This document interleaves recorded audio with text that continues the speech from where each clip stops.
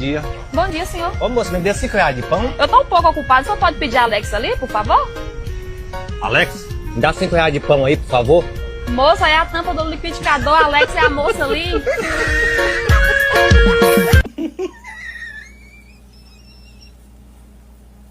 Alex, não.